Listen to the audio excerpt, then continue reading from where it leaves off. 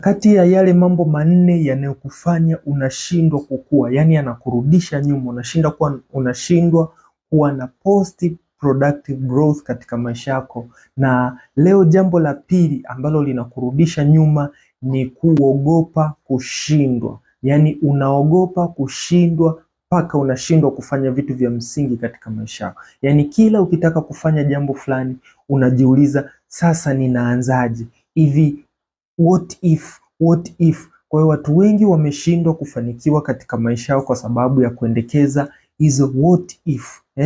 Yani unakuta sasa nataka kuandika kitabu. Je, wasipokinunua itakuwaje? Je, kisipoonekana itakuwaje?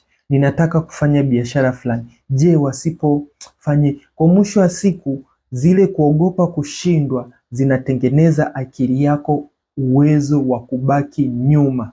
Na that's why ndio maana unashindwa kupiga hatua. Kwa hiyo jitahidi kuanzia sasa, anza kidogo kidogo. It doesn't matter kwamba ndio kitu kile cha msingi kwamba unatamani kufikia kule. Start right there and now. Start right there and now. Yani hata walio discover hivi vitu vizuri tunavyoviona sasa hivi, sio kwa sababu walianza with perfectionism.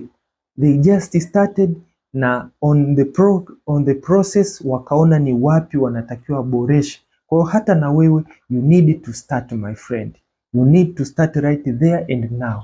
Acha kuogopa kushindwa, punguza what if nyingi katika maisha yako ili uweze kuanza jambo la msingi na ukaweze kutimiza hayo malengo yako. Usibaki nyuma kwa sababu ya kuogopa kushindwa.